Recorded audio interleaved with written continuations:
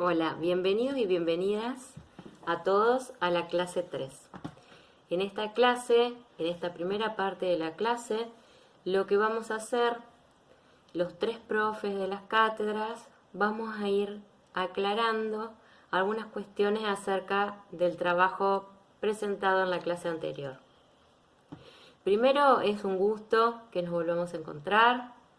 Después, quería felicitarlos a todos y a todas porque la mayoría de los alumnos que tenemos en el aula, que son cerca de 440 alumnos, han presentado casi en su totalidad los trabajos y eso nos alegra mucho porque quiere decir que por lo pronto nos estamos acompañando.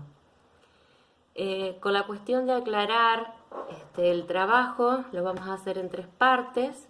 Primero yo voy a aclarar algunas generalidades y el punto número 1 y los otros profes van a aclarar los puntos siguientes.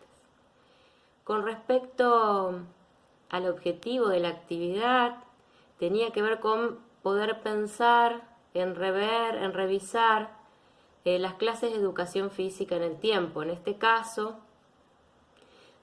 con las personas que ustedes conviven o son cercanas a ustedes, familiares o amigos. Esa era la intención de poder obtener datos de esas personas. Para ello, nosotros necesariamente teníamos que pensar en un instrumento de investigación. Es por eso que le propusimos la entrevista. La entrevista, en este caso, es un cuestionario, unas preguntas, que la finalidad que tienen es de indagar y de obtener datos que nos sirvan para poder de algún modo observar esa realidad o entender esa realidad que sucedía en ese momento determinado, ¿sí?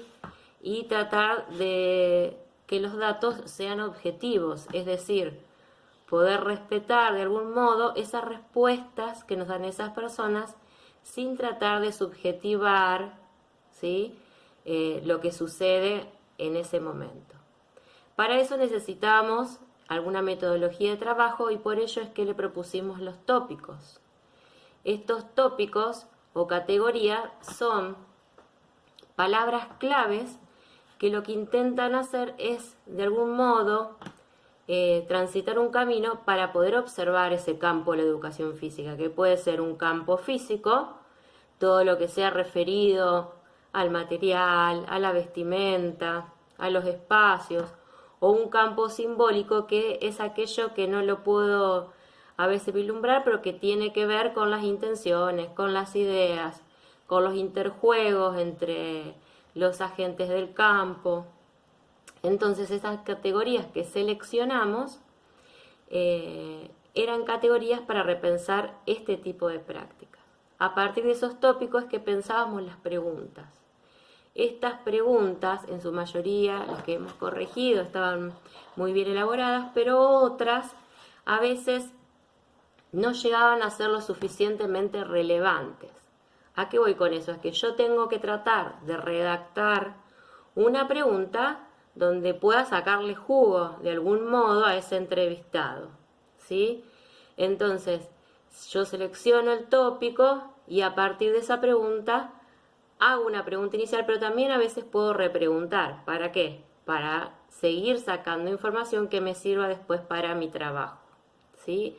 Estas son algunas sugerencias, algunas consideraciones generales de las cuestiones que fuimos viendo en las entrevistas. Muchos de ustedes tuvieron la suerte y la posibilidad de hacer 5 o 6 entrevistas, cosa que eso le enriqueció muchísimo el trabajo. Aquellos alumnos, estudiantes, que hicieron solo 2, por ejemplo, después les quedó como escueto la información para poder hacer el cuadro comparativo. A este punto quería llegar. Entonces, si yo pregunto sobre un tópico, sobre una pregunta que elaboré interesante, ¿sí? Y a su vez tengo una variedad de entrevistados de generación, voy a después observar en mi cuadro comparativo seguramente alguna evolución o alguna marca que me indique algo, que esa era la idea del cuadro comparativo, ¿no? Es decir, bueno, en tales generaciones, ¿qué sucedió? ¿Evolucionó? ¿No evolucionó? ¿Se frenó? ¿Cambió? ¿Qué sucedió? Y a partir de eso poder pensar como nosotros les pusimos en un párrafo después del cuadro comparativo, poner una síntesis de lo que sucedió con ese tópico, ¿sí? A ver, esto de la evolución, por ejemplo, de las dinámicas de la clase, de los contenidos que se daban en cada clase, cómo aparecían las distintas generaciones y cómo era esa realidad. Eso por un lado, es plasmar la realidad de los datos que obtengo.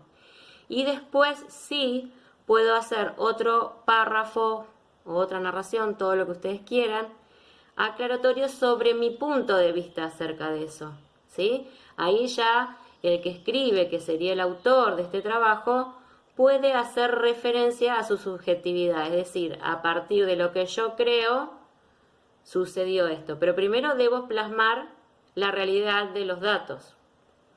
Y después sí vendría la parte bibliográfica que justifica coherentemente alguna postura que pueda tomar. Que eso ya es otro punto que se los dejo a mis compañeros para que puedan seguir analizando.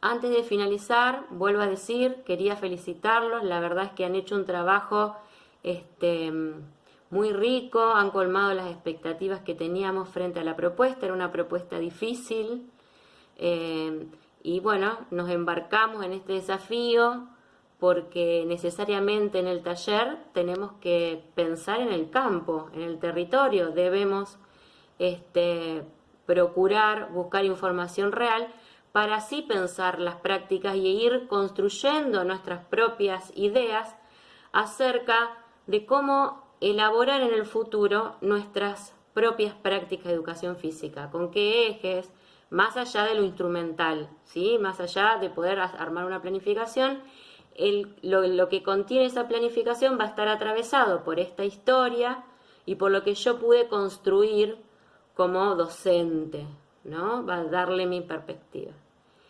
Y un puntito aparte de todo esto es la forma de presentación, ¿sí? Si bien entendemos que muchos no tenemos las cuestiones digitales, no estamos con la conectividad necesaria quizás y demás, los que puedan traten de ir ejercitando esa forma correcta de presentar, es decir, vuelvan a releer los trabajos, que tengan coherencia, que no haya errores, que no haya omisiones de palabras, que tengan los datos de los autores que realizan el trabajo. Todo esto no es en forma ni de reto ni de obligatoriedad, sino es de sugerir, ¿sí? un trabajo tan importante, realizado y tan profundo,